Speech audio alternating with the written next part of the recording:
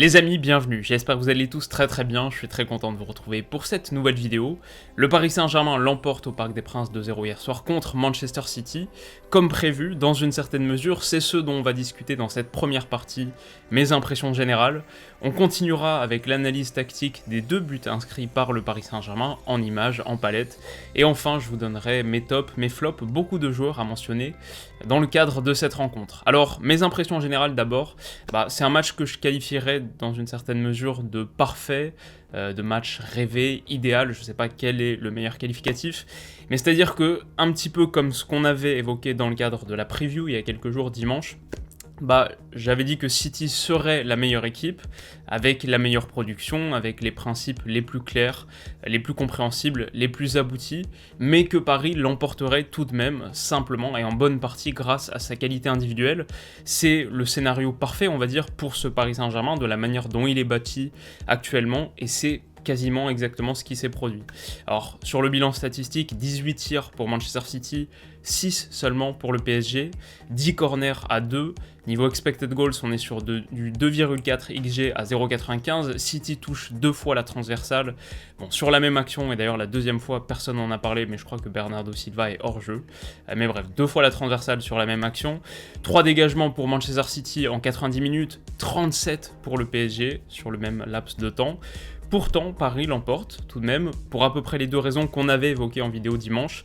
D'abord, première chose, c'est que pour toutes ces lacunes structurelles, le PSG a une qualité individuelle hors norme.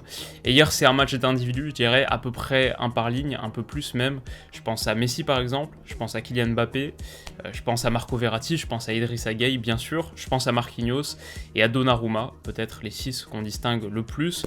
Et même ceux qui font pas un match ultra complet ont brillé par moments sur les moments clés, les moments importants, les moments où on attend, les individualités. Je pense par exemple à Hakimi, et on va le voir dans le cadre des deux buts qu'on analyse. Donc ça c'est la première raison, pour toutes ces lacunes structurelles, le PSG a une qualité individuelle hors norme, c'est un peu ce qu'on avait anticipé. Et la deuxième, c'est aussi quelque chose dont on avait discuté, c'est que c'est l'inverse en fait. Pour toute sa qualité collective, Manchester City a manqué de qualité individuelle hier, manqué d'un tueur pour mettre ses multiples occasions au fond et pour transformer, on va dire, ces situations en véritables occasions franches, a manqué de caractère dans le dernier tiers de manière générale, je dirais. Voilà, disons que c'est le match idéal pour le PSG, parce que vu ses forces et vu ses faiblesses qu'on commence à connaître maintenant depuis un certain moment, je dirais que hier Paris a vécu la configuration parfaite, la preuve que son approche, même si c'est pas nécessairement la plus élégante, la plus sophistiquée dans la composition de son effectif, je veux dire dans la manière dont elle conçoit le football, hier Paris a prouvé que cette approche, pas la plus élégante, pas la plus sophistiquée, peut quand même fonctionner en Ligue des Champions en 2021. Face à un des favoris absolus pour la victoire finale en plus, face à une machine ultra rodée qu'on avait eu le temps d'analyser dans le cadre de Chelsea-Manchester City il y a quelques jours. Le PSG sur cette rencontre n'a pas montré beaucoup plus collectivement qu'un 7+3, c'était un 7+3 assez total, encore plus en seconde période, avec des joyaux capables de briller à tout moment sur chaque ligne.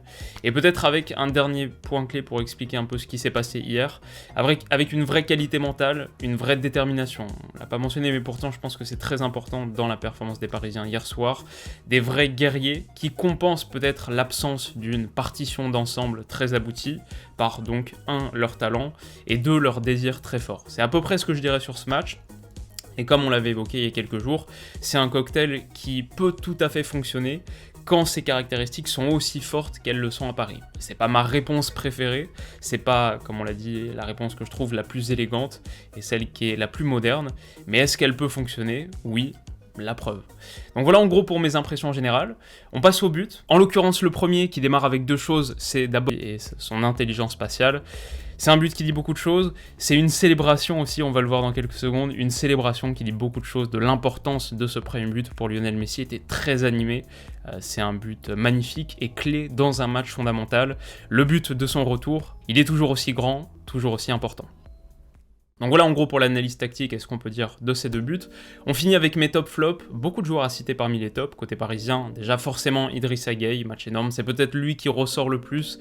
5 tacles réussis sur 5 tentés, une activité impressionnante, le premier but de sa carrière en Ligue des Champions, et un sacré effort de finition. Un match sans doute arrangé dans son armoire personnelle, arrangé à côté de celui contre le Real Madrid en 2019, en ouverture de Ligue des Champions pour le PSG au Parc des Princes du moins. Voilà, très gros match, un homme de gros match, et assez notable. Donnarumma aussi, quelques approximations sur les sorties aériennes, un jeu au pied pas parfait, j'ai souvenir d'un 6 mètres notamment en première mi-temps, dégagé directement en touche, mais pour le reste, voilà, il y a 7 arrêts déterminants, infranchissables hier, et si le PSG est aussi, repose autant sur ses individus, c'est aussi dans cette zone, c'est aussi sur le secteur défensif, et c'est aussi sur la ligne de but où Donnarumma a été impressionnant hier. Ça c'est une chose, c'était aussi son premier match de Ligue des Champions de son histoire, de sa carrière, donc une soirée de première, le premier but d'Idrissa Gueye en Ligue des Champions, premier but de Messi avec le PSG et le premier but de Donnarumma, le premier match de Donnarumma en Ligue des Champions, 3 belles réussites. Parmi les éléments qui se sont distingués, Marco Verratti, beaucoup d'activités aussi, pour un mec qui jouait son premier match, encore une première depuis un mois, pas mal, quand on voit son niveau d'énergie, techniquement c'est toujours aussi fort, moi c'est le gars qui m'a le plus bluffé sur la première demi-heure, première mi-temps de haut rang de manière générale. Messi ensuite, dans son registre caractéristique, les décrochages vers la médiane, les accélérations fulgurantes et 90% de la partie passée à marcher. Pas mal de déchets initialement aussi, ça c'était un petit peu plus surprenant, mais tout ça est rattrapé par un but superbe que lui seul peut marquer avec une finition très caractéristique aussi. Prestation d'ensemble pas parfaite, mais un petit peu à l'image du Paris Saint-Germain, brille quand il le faut, et ça fait la différence, ça compte, l'efficacité au bout. Voilà pour Messi. Kylian Mbappé ensuite, sans doute, passeur décisif sur le second but, mais rôle clé sur le premier aussi, très en vue. Marquinhos, 12 dégagements et patron de la surface, il y en avait besoin, notamment parce que, et là on passe au flop, aux joueurs un petit peu moins en vue, notamment parce que Kimpembe a été un peu moins bien, peut-être que c'est un des éléments qui a été les moins pertinents, peut-être Nuno Mendes aussi un peu plus décevant, c'est pas flagrant mais un petit peu moins. Un peu malmené pour Kimpembe, un peu malmené par Ruben Dias, notamment sur les duels aériens, sur corner par exemple. Quelques risques pris avec ballon aussi qui auraient pu coûter cher, parce que son geste n'était pas totalement maîtrisé. Pas son meilleur match pour Kimpembe, pas le meilleur de Neymar non plus sans doute. Celui du trio qui a fait le plus d'efforts défensifs, qui a permis de sortir un peu de la logique 7+3, mais avec ballon c'est aussi le membre du trio qui était le plus en peine, beaucoup de gestes ratés, donc voilà, je le mettrais peut-être parmi mes flops, comme Kevin De Bruyne, lui c'est quasiment sûr. Alors il y a cet extérieur du pied qui est vraiment formidable sur l'action double transversale, mais sur le reste physiquement, un petit peu comme ce qu'on avait dit en preview dimanche, c'est un peu ce qu'on avait ressorti de son match contre Chelsea, physiquement il était un peu en peine, le pied pas très bien vissé, c'est surtout sur la dimension physique, le volume, une occasion ratée aussi qui coûte cher. C'est un peu ce que je dirais de Kevin De Bruyne, il peut être exclu en début de match aussi, ça compte. Pas mal de joueurs de Manchester City qui pourraient rentrer dans cette catégorie, la plupart, mais je voudrais parler d'un dernier flop, pour moi c'est l'arbitrage. On ne parle pas excessivement de l'arbitrage en général, mais il fait partie des éléments qui se sont le moins bien distingués. Le pied sur Kevin De Bruyne, bon, ça peut alors à la rigueur à voir, mais c'est peut-être pour moi sur toute l'accumulation de petites erreurs, des touches, des coups francs donnés dans le mauvais sens, qui n'ont pas permis de vraiment... alors la partie s'est jamais trop enflammée, je pense, parce que Manchester City c'est une équipe très sage et très disciplinée, on va dire qui fait pas trop de vagues. Ça fait que la partie n'est pas partie vraiment totalement en vrille, mais pas une énorme tenue de match de l'arbitre qui m'a un petit peu déçu sur cette rencontre. Voilà en gros sur l'analyse de cette partie, qu'est-ce que vous en avez pensé ?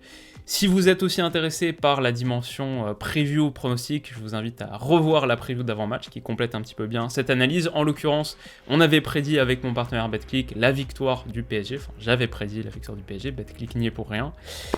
Si vous êtes intéressé à nouveau par cette dimension pronostic, ce soir il y a Juve-Chelsea. J'avais dit dans cette vidéo preview victoire de Chelsea qui me semble être nettement supérieure à la Juve. J'ai vu que la cote a encore monté, en plus elle est passée à 2,18. Voilà, bien sûr, c'est un match de Ligue des Champions, absolument tout peut se produire. Mais si ça vous intéresse, que vous voulez profiter, que vous n'êtes pas encore inscrit sur Betclic, que vous voulez profiter de leur offre de bienvenue, vous avez 100 € offerts avec le code promo Willou. Je vous mets tous les liens qui expliquent ça en description, en commentaire. Le code vous permet de débloquer le bonus de bienvenue et me donne une belle commission à chaque utilisation. Comme vous le savez, ça m'aide beaucoup, donc n'hésitez pas. Je vous mets tout ça. On s'arrête là-dessus. Si la vidéo vous a plu, n'hésitez pas à mettre un petit pouce bleu, ça m'aide beaucoup. Mettez-moi vos impressions en commentaire. Qu'est-ce que vous avez pensé du match? Qu'est-ce qui a ressorti particulièrement pour vous? Est-ce que c'est une victoire qui vous rassure peut-être? C'est vrai que l'analyse qui était faite, on va dire, du Paris Saint-Germain sur ce début de saison, c'était beaucoup d'individus, mais peut-être sur la qualité collective, l'expression collective, et ce que ça signifiait sur les chances du PSG en Ligue des Champions, beaucoup plus décevant. Qu'est-ce que vous en avez pensé et quelles leçons donc est-ce que vous retirez de ce match? Dites-moi tout ça en commentaire, abonnez-vous à la chaîne pour pas rater le reste du programme, beaucoup de vidéos qui arrivent, notamment une, je pense, sur Real Madrid, Sheriff Tiraspol quand même, je vais me faire le match là, dans la foulée de cette vidéo, et sans doute qu'il y aura quelque chose autour de cette rencontre. Voilà, dites-moi tout. Dernière chose, c'est que si ce maillot vous intéresse, et c'est quand même la première fois de l'histoire de la chaîne, encore une première aujourd'hui, qu'on porte un maillot du PSG. Il est magnifique, je l'adore. Si ce genre de maillot vous plaît, je vous mettrai le lien de mon sponsor maillot qui m'a gracieusement fourni ce maillot, qui fait plein de maillots vintage, rétro. C'est des vrais maillots d'époque, c'est des pièces vintage, donc portées, achetées en l'occurrence il y a 25 ans à peu près, j'imagine. Donc voilà, je vous mets ça aussi en commentaire et en description. Merci pour tout, prenez soin de vous et de vos proches, on se retrouve très très vite. Bisous.